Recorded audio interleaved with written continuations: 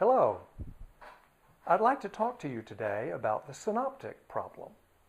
The phrase, the synoptic problem, is a phrase that scholars use to talk about the fact that the first three of the four Gospels, Matthew, Mark, and Luke, are very, very similar to each other. If you've read the four Gospels at all, you realize that when you read Matthew, Mark, and Luke, there's a very, very similar story that's being told there. Particularly when you compare Matthew, Mark, and Luke on the one hand to the Gospel of John on the other. John's Gospel is very, very different from those first three. And so as a result, scholars have observed and noticed that Matthew, Mark, and Luke are very similar. And so they've coined a phrase to describe that similarity. We call it the synoptic problem. Synoptic from the Greek word syn, meaning with or together with, optic. The word for eye, optometrist, optic comes from that. And so it means to look together or to look with or look alike. And so we call Matthew, Mark, and Luke the look-alike Gospels. I want to describe what scholars mean when they talk about the synoptic problem with you briefly today. Let me just begin by defining what the synoptic problem is. Even a quick cursory reading of the first three Gospels is enough to indicate, even to the casual reader, how similar these Gospels are. So let me, if I may, describe the synoptic problem for you. First of all, a definition of the synoptic problem. When we talk about the synoptic problem, specifically we mean that when you do a comparative study of the first three Gospels, Matthew, Mark, and Luke, it is immediately obvious that there are both striking similarities and striking differences among the first three Gospels. If there were just striking similarities, there wouldn't be a problem. But there are striking differences as well. So that's what we mean by the synoptic problem. It's difficult to explain this phenomenon without resorting to some theory of cooperation, if not collusion, among the first three Gospels. And don't let the word problem be off-putting to you. We really mean puzzle more than a problem. It's not really a problem, it's just a puzzle. And we're trying to figure out what we mean by that. If you want to see clear evidence, you can get a copy of the Gospel Parallels, where Matthew, Mark, and Luke are laid out for you in vertical parallel columns, and you can compare stories from one Gospel to another Gospel. And when you do that, even in an English text, let alone the original Greek, it becomes absolutely obvious and compelling that there are some striking differences and similarities. Look at the evidence for the synoptic problem. There is a common subject matter among the first three Gospels. In the Greek New Testament of Mark's 661 verses, 601 of them are in Matthew, Luke, or both. There's a common storyline. The storyline takes place within 1 year. It begins up in the north, in the Galilee, where Jesus' early ministry takes place, and then he moves inexorably south towards Judea and Jerusalem for the denouement of the story. Jesus' initial response is one of popularity, but that devolves very quickly into criticism and then outright persecution. And then the final climactic events of Jesus' life take place during Passover week. There's common language. Matthew uses 51% of Mark's very words. And then there is this phenomenon as well. There's a common use of rare constructions and unusual words. Let me give you one example.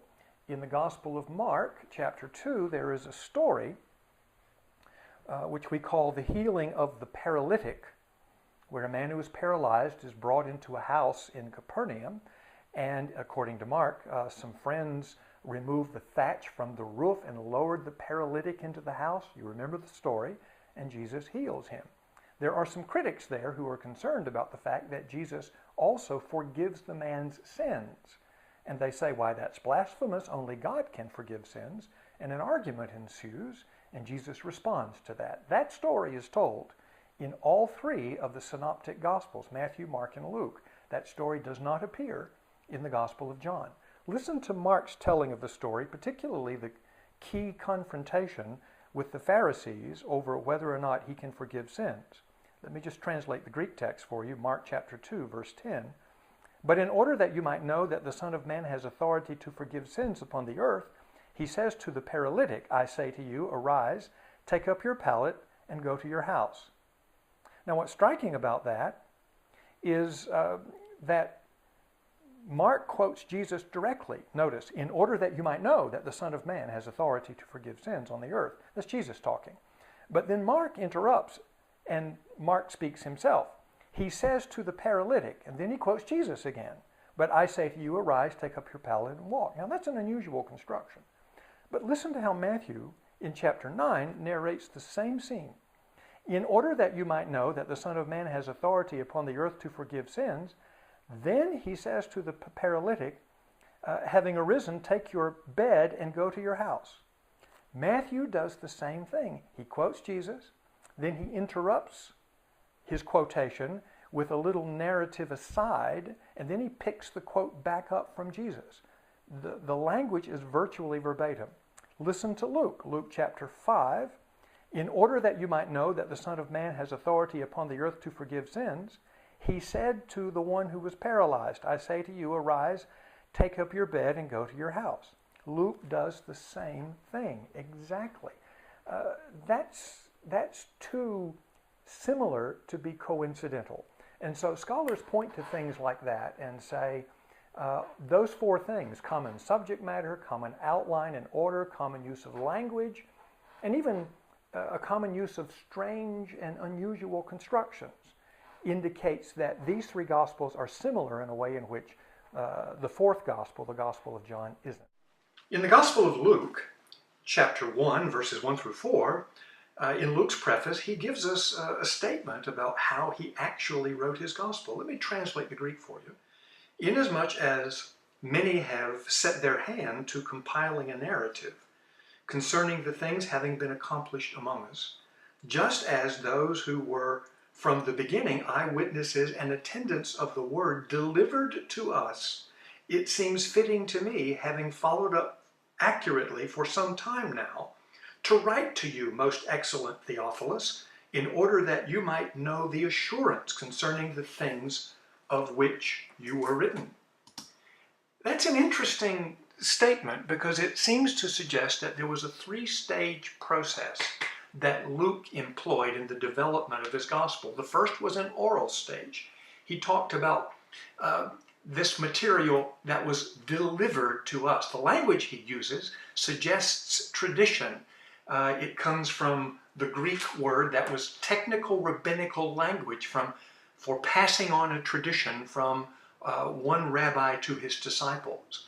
And there is evidence that the gospel reflects the use of oral traditions. An example is a collection of 5 controversy stories in the Gospel of Mark, chapter 2, verse 1 through 3:6. And then secondly, there was a literary stage. He says, I wanted to write to you an orderly account, which means he arranged this material in some literary fashion. And there's evidence of that in the gospel. Luke has a long travel narrative in Luke chapter 1, verses 51 through 18:14. And the Passion story reflects that there was some continuity to that story before it appeared in the Gospels. And then the final composition where Luke sets his hand to writing the story as we have it, the Gospel as we have it today. He talks about compiling a narrative. There are some major solutions then that have been proposed to the synoptic problem. There are 4 essentially. One is the gospel theory. That's the idea that there was a gospel before the Gospels, now lost, which lies behind our synoptic Gospels. The second theory is an oral source theory. We've already indicated that there is some evidence that there was oral tradition underlying our 3 Gospels. The problem with this theory is that some of the similarities are verbal, not just oral.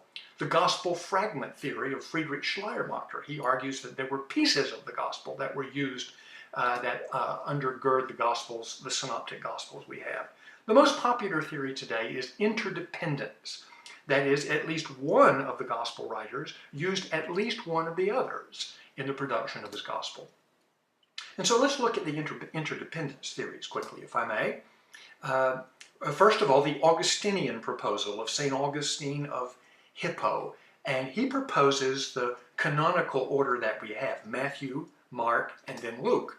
A variation on that is the Griesbach hypothesis of J.J. Griesbach, who argues Matthew is written first, but then followed by Luke, who used Matthew, and then Mark, who abbreviates both Matthew and Luke. The two-source hypothesis of Holtzmann changes the order. He thinks Mark was written first, followed by Matthew, and then Luke. Mark was the first gospel, Matthew using Mark, and Luke using both Mark and Matthew. And then the fourth source hypothesis is a variation on the two-source hypothesis. B.H. Streeter argues Mark was written first, Matthew used Mark, and then Luke used both Mark and Matthew. One of the theories about the two-source and four-source is that there was this saying source called Q, from the German word Quelle, which means source. By definition, material common to Matthew and Luke, but not in Mark. An example is Matthew chapter 3 and Luke chapter 3, the preaching of John the Baptist, not in Mark. You brood of vipers, who warned you to flee the coming wrath? That statement is exactly the same in Matthew and in Luke, but not in Mark at all. A pictorial view of the two-source hypothesis is what you're seeing here. It is Matthew's gospel used both Mark and Q in the production of his gospel, and Luke used both Mark and Q in the production of his gospel. That's the two-source hypothesis. The four-source hypothesis is similar to the two-source with this variation.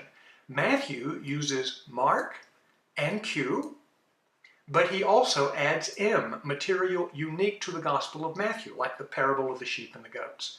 And then Luke uses Mark and Q, but L, material unique to the Gospel of Luke, like the parable of the prodigal son would be an example. And then the arguments for Markan priority. Definition of Markan priority refers to particular interdependence theories that argue Mark was the primary source for Matthew and Luke. Not all interdependence theories rely on Markan priority. The Augustinian proposal and the Griesbach proposal argue for Matthean priority. Robert Lindsay argues for Lucan priority. And then finally, let me lay out for you the case for Markan priority. Probably the best evidence of that is the fact that it appears as though that the other two Gospels from time to time will correct Mark's usage of language. Let me give you an example from the Gospel of Mark, chapter 4, the parable of the sower. Mark says that a very large crowd had gathered to Jesus around him, so that he, let me translate it literally, having embarked in a boat, sat down in the sea. Now that's what Mark's Greek says. Obviously, Jesus didn't sit in the sea. Matthew comes along and in chapter 13 tells the same story, but corrects the Greek. He says Jesus got in a boat and sat down, and corrects the idea of Jesus sitting in the sea, which Mark's awkward Greek leaves us with. And so, for those reasons, and for others, scholars probably embrace Markan priority as the most likely solution to the synoptic problem. Well, it's very complex, but perhaps this will help you sort through some of your reading and help you understand a little better what the synoptic problem is all about.